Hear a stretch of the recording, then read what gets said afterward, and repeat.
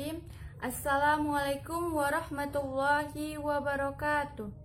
Innal hamdalillah nahmaduhu wa nasta'inuhu wa nastaghfiruh wa na'udzubillahi min sururi anfusina wa min sayyiati a'malina.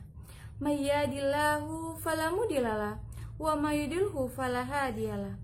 Asyhadu an la ilaha illallah wa asyhadu anna Muhammadar Rasulullah alladzi la nabiyya ba'dah. Amma ba.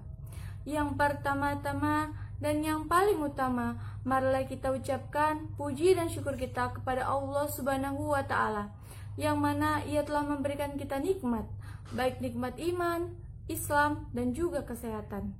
Dan tidak lupa pula salawat beriringkan salam kita hadiahkan kepada Nabi besar kita, yakni Nabi Muhammad SAW, yang mana Ia telah membawa kita dari zamannya jahiliyah menuju ke zamannya Islamnya, dari zamannya kebodohan menuju ke zamannya ilmu pengetahuan. Perkenalkan, nama saya Anissa Vijana Alia dari Universitas Islam Negeri Sumatera Utara, Fakultas Kesehatan Masyarakat. Di sini, saya dan teman-teman saya ingin menyampaikan tausiah singkat yang berjudul Gizi Seimbang dalam Perspektif Islam. Islam mengatur seluruh aspek kehidupan manusia, termasuk dalam bidang kesehatan. Salah satunya yaitu ilmu gizi. Islam mengatur umatnya untuk mengkonsumsi makanan yang halal, lagi baik dan juga tidak berlebih-lebihan. Hal ini tercantum dalam beberapa ayat Al-Quran yang menerangkan tentang aturan makan dan minum. Allah Subhanahu wa Ta'ala berfirman di dalam Quran Surat Al-Baqarah ayat 168 yang artinya, hai sekalian manusia, makanlah yang halal, lagi baik dari apa yang terdapat di bumi. Allah Subhanahu wa Ta'ala juga berfirman di dalam Quran Surat Al-A'raf ayat 31 yang artinya, makan dan minumlah dan jangan berlebih-lebihan. Sesungguhnya Allah tidak menyukai orang-orang yang berlebih-lebihan. Dari kedua ayat tersebut menjelaskan bahwa manusia diwajibkan untuk mengkonsumsi makanan yang halal serta dengan jumlah yang seimbang. Hal ini sesuai dengan teori yang dikaji dalam ilmu gizi yang disebut dengan prinsip gizi seimbang. Adalah susunan makanan sehari-hari yang mengandung zat-zat gizi dalam jenis dan jumlah yang sesuai dengan kebutuhan tubuh, dengan memperhatikan prinsip keanekaragaman atau variasi makanan, aktivitas fisik, kebersihan, dan berat badan ideal. Salah satu pilar utama dalam pedoman gizi seimbang adalah mengkonsumsi makanan beragam yang terdiri dari sumber karbohidrat, dapat berasal dari serealia dan umbi-umbian. Sumber vitamin dan mineral dapat berasal dari sayur-sayuran dan buah-buahan. Dan sumber protein berasal dari lauk, hewani, dan nabati, serta membatasi asupan gula, garam, dan minyak. Ternyata, Al-Quran sudah lebih dulu mengkaji prinsip gizi seimbang tersebut. Ayat-ayat Al-Quran telah menyebutkan berbagai jenis kelompok makanan yang mengandung karbohidrat, vitamin, mineral, protein, dan juga lemak. Pertama, Quran Surah Yusuf ayat 43 menjelaskan tentang tanaman gandum. Selain itu, Quran Surah Yasin ayat 33 juga menerangkan tentang biji-bijian yang berbunyi dan suatu tanda atau kekuasaan Allah yang besar. Bagi mereka adalah bumi yang mati. Kami hidupkan bumi itu dan kami keluarkan daripadanya biji-bijian, maka daripadanya mereka makan.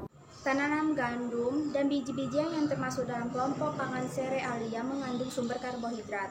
Kedua, buah-buahan sebagai sumber vitamin dan mineral yang juga banyak disebutkan dalam Al-Quran, yaitu buah anggur, pisang, kurma, tin, zaitun, dan delima. Salah satu ayat yang menerangkan tentang buah anggur dan kurma adalah Surah Al-Mu'minun ayat 19 yang artinya adalah, lalu dengan ayat itu kami tumbuhkan untuk kamu kebun-kebun kurma dan anggur. Di dalam kebun-kebun itu kamu peroleh buah-buahan yang banyak dan sebagian dari buah-buahan itu kamu makan. Ketiga, sumber pangan hewani yang banyak mengandung protein juga disebutkan secara jelas dalam Al-Quran, yaitu daging, seafood, dan susu.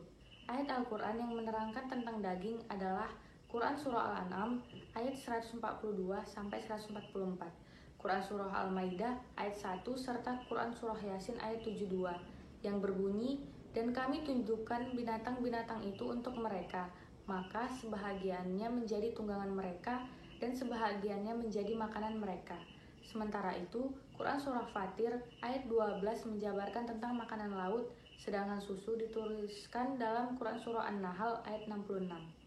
Terakhir, kelompok makanan sayur-sayuran, kacang-kacangan, dan rempah-rempahan pun secara nyata dijabarkan dalam Al-Quran, yaitu pada Quran Surah Al-Baqarah ayat 61 yang berbunyi,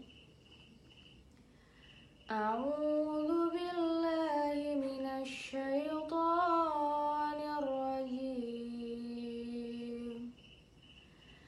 Bismillahirrahmanirrahim. Wa idz qultum ya Musa lan nasbiru ala ta'amin wahid.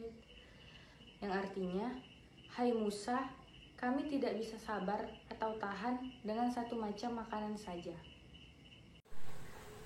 Sebab itu mohonkanlah untuk kami kepada Tuhanmu agar Dia mengeluarkan bagi kami dari apa yang ditumbuhkan bumi, yaitu sayur mayurnya, ketimunnya, bawang putihnya, kacang adasnya, dan bawang merahnya. Berdasarkan ayat-ayat di atas, Al-Quran telah menyebutkan bahwa manusia diperintahkan untuk mengonsumsi makanan yang halal lagi baik dari apa yang terdapat di bumi, seperti biji-bijian, buah-buahan, sayur-sayuran, daging, makanan laut, kacang-kacangan, hingga rempah-rempahnya. Sebagaimana yang disebutkan di dalam Quran Surah Al-An'am ayat 155 yang berbunyi, dan Al-Quran itu adalah kitab yang kami turunkan yang diberkati, maka ikutilah dia dan bertakwalah agar kamu diberi rahmat. Dan Quran Surah Al-Hajj ayat 32, demikianlah perintah-perintah Allah, dan barang siapa mengagungkan syiar-syiar Allah, maka sesungguhnya itu timbul dari ketakwaan hati. Oleh karena itu, marilah kita menaati dan menjalankan perintahnya agar kita termasuk hamba-hambanya yang bertakwa. Sekian penjelasan tentang masalah gizi seimbang. Mudah-mudahan bermanfaat bagi kita semua. Dan apabila ada kata-kata kami yang salah, kami minta maaf. Dan apabila ada kata-kata kami yang kurang berkenan di hati saudara-saudari, kami minta maaf. Dan kepada Allah kami mohon ampun. Wabillahi taufiq wal hidayah. Wassalamualaikum warahmatullahi wabarakatuh. Hal ini disesuaikan dengan teori gizi seimbang, di mana tidak ada satupun jenis makanan yang mengandung semua jenis zat gizi yang dibutuhkan tubuh secara sempurna, kecuali air susu ibu atau ASI untuk bayi usia 0 sampai 6 bulan. Namun Allah pun telah memerintahkan kepada umatnya untuk tidak makan secara berlebihan, yang berarti juga sesuai dengan konsep gizi seimbang, yaitu proporsi makanan yang sesuai dalam jumlah yang cukup, tidak berlebihan, dan dilakukan secara teratur. Jadi dapat kita simpulkan salah satu pilar utama dalam pedoman gizi seimbang adalah yang pertama, mengkonsumsi makanan yang terdiri dari sumber karbohidrat yang berasal dari serealia dan umbi-umbian. Yang kedua, sumber vitamin dan mineral dapat berasal dari sayur-sayuran dan buah-buahan, dan sumber protein berasal dari lauk hewani dan nabati, serta membatasi asupan gula, garam, dan minyak. Ternyata di dalam Al-Quran sudah terlebih dahulu dijelaskan tentang prinsip-prinsip gizi seimbang, yaitu pada Quran Surah Yusuf ayat 43 menjelaskan tentang makanan tanaman gandum. Selain itu, Quran Surah Yasin ayat 33 juga menerangkan tentang biji-bijian. Yang kedua, salah satu ayat yang menerangkan tentang buah anggur dan kurma adalah Quran Surah Al-Mu'minun ayat 19. Ketiga, sumber makanan hewani yang banyak mengandung protein disebutkan juga secara jelas di dalam Al-Quran, yaitu daging, seafood, dan susu, yaitu pada ayat Al-Quran surah Al-An'am menjelaskan tentang daging, surah Al-Maidah ayat 1 serta Quran surah Yasin ayat 73. Sementara itu Quran surah Fatir ayat 12 menjabarkan tentang makan lauk, sedangkan susu ditulis dalam Quran surah An-Nahl ayat 66. Terakhir, kelompok makanan sayur-sayuran, kacang-kacangan dan rempah-rempah secara nyata dijabarkan di dalam Quran surah Al-Baqarah ayat 61. Oleh karena itu, sebagai umat Islam, marilah kita menerapkannya dalam kehidupan sehari-hari agar tubuh kita memiliki gizi yang seimbang dan sehat secara jasmani dan rohani.